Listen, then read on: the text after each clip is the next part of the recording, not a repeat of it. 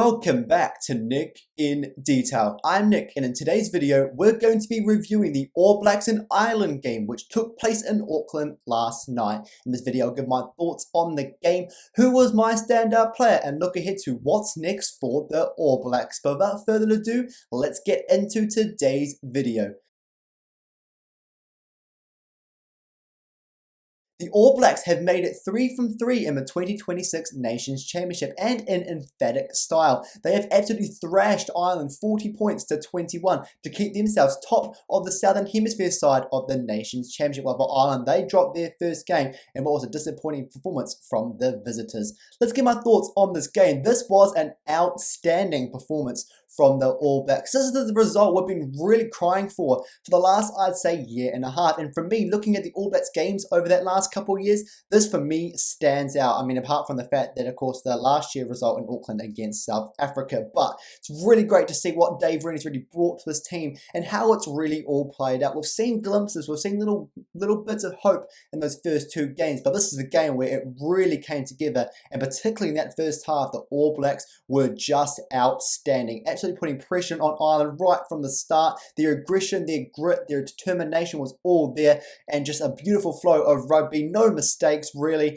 and overall, just a fantastic performance from the All Blacks. I was really disappointed in Ireland. I thought, particularly coming off a couple of scrapey games against the Wallabies and Japan over the last couple of weeks, that have come out with a bit more determination and a bit more grind to want to get a result out of this game, especially with the history of the All Blacks at Eden Park. 56 tests unbeaten, 33 years ago, the last time the All Blacks suffered defeat at the Fortress, as it's dubbed as, and we just never really saw Ireland get going. Credit to them, though, in the second half, and I thought particularly at the end of the first half, where we saw Luke Jacobson get a pretty stupid yellow card for something that didn't really need to happen, costing the All Blacks what ordering 5 points there, right on that 22 line, and right on that opportunity to score on the try line. But I thought Ireland came out in the second half, played a much better style of rugby, probably controlled the majority of the second half, but the All Blacks, that big clinical first half, and then coming in clutch in the last 10-15 minutes of that second half, claiming all the points. And a great result from Dave Rennie, and a really great result for the All Blacks heading into now a few weeks off before their big next series coming up in about 3 weeks' time. For Ireland, I do think this result will sum up this Irish team. This is still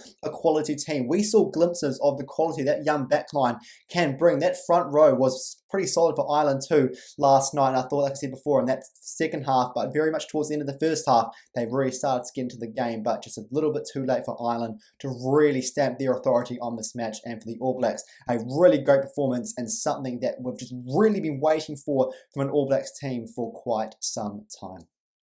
So who was my standout player? Well, I actually don't have a particular player that stood out, but I will give a few notable shout-outs. Patrick Tuipulotu, I thought, was great, but I'm surprised actually to see him in the starting team. If I was me, I probably would have had him coming off the bench, but he played absolutely fantastically last night, scored a try, and of course we know that height and presence he brings into that front row for the All Blacks, or at least I should say the back row for the All Blacks, but was an outstanding performer last night on his home ground. I also thought as well, Josh Moore in the left wing was great. My player to watch for this game.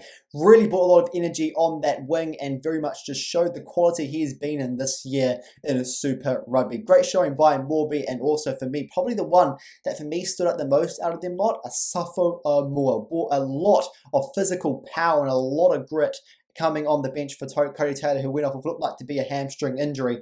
And for me personally, based on that performance, even though I said beforehand I would have liked to see him and Samisoni Takilaho as the first two choice hookers for this game last night, but Moore was outstanding off the bench. Scored a try as well, but overall just brought a lot more hunger in that breakdown, in those rucks where you really need those big players to come in handy. And for me, a great performance from him. But yes, those three guys really stood out for me as star performers. They have all three of them really come back into this international scene really well. Well, for Patrick Tuipulotu at least, he's come back into this international scene quite well. Amua as well, as he's been kind of in and out of his All Blacks team the last couple of years. Great to see him get back into this team now, and probably based on that performance last night, I would say solidify himself as, you know, up there with those top two hookers. Like I said, him and Takilaho for me should be the first choice two hookers, considering they had brilliant seasons for the Canes and Chiefs respectively. And I think for Josh Morby as well, that performance surely has to keep him with that number 11 shirt, at least going into the next few games for the All Blacks.